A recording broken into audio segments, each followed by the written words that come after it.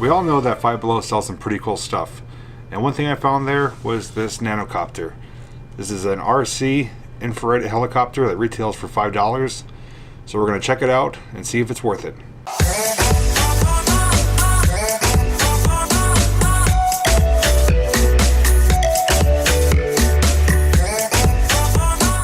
While I was at Five Below, I noticed that they had a large selection of RC toys that were coming out for the 2018 spring season. And the one thing that stood out to me was this Nanocopter.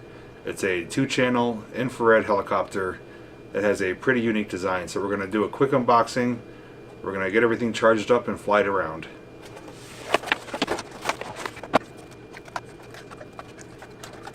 Alright, that was more painful than it had to be. It was kind of stuck in there with tape. But this is it.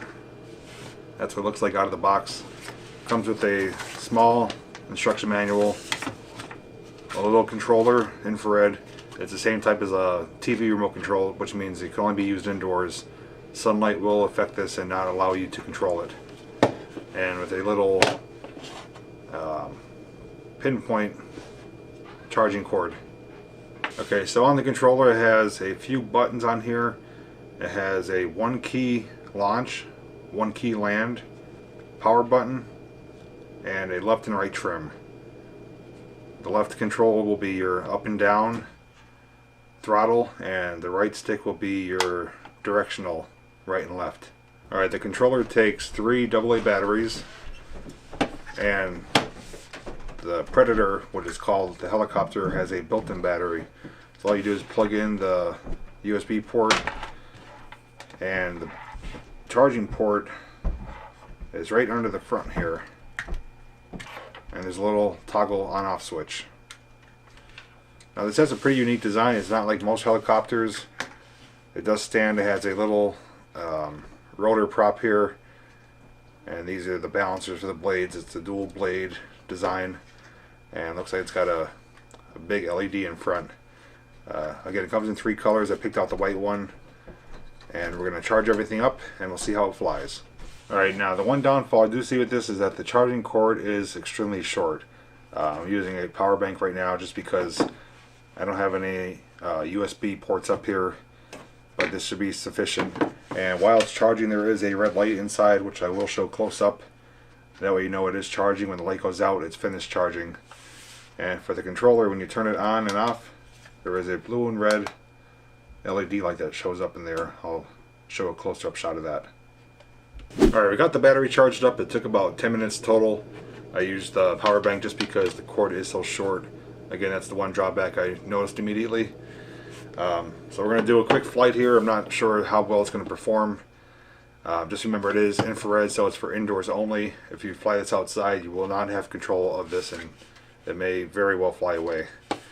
Alright, you turn it on, you see you get a red LED light there. That at least shows that you have power. And we got power to the controller. So it looks like you could either just lift up on the throttle or hit the 1-key launch. I'm just going to do manually, so let's see how it goes.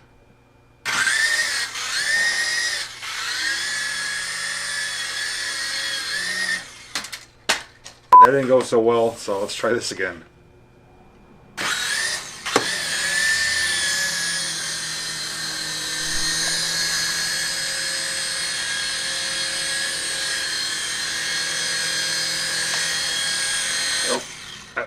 Didn't want to cut my light shade. Right, let's try take 3. Let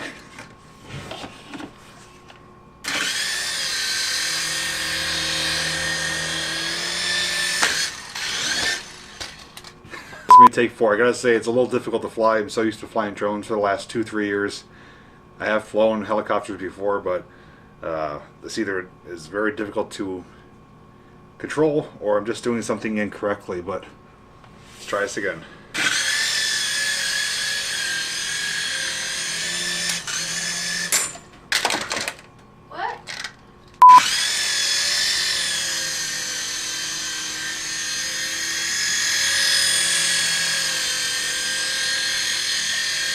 Alright, so I'm going to be a little bit better here.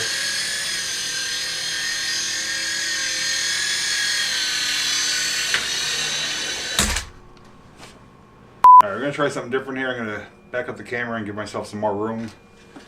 And we'll try it out.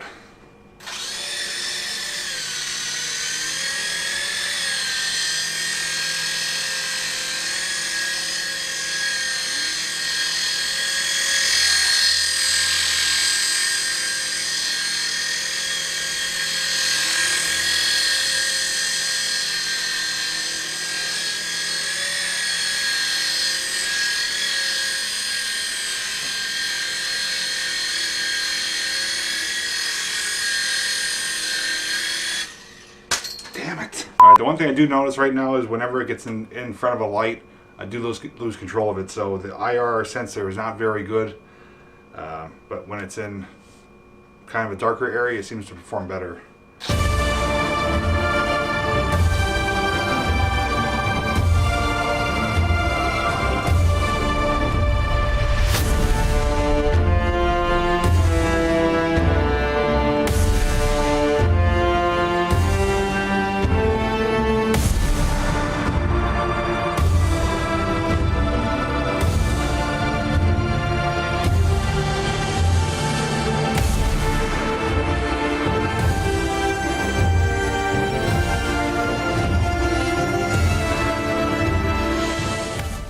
Alright, so that was a test flight of the Nanocopter from Five Below. A few thoughts on it.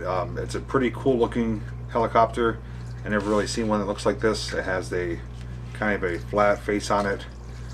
The LED works as the IR sensor, and whenever I go in front of the light, I lose total control of it. And so you either have to try and rotate it around or just lay off the throttle and let it come to the ground.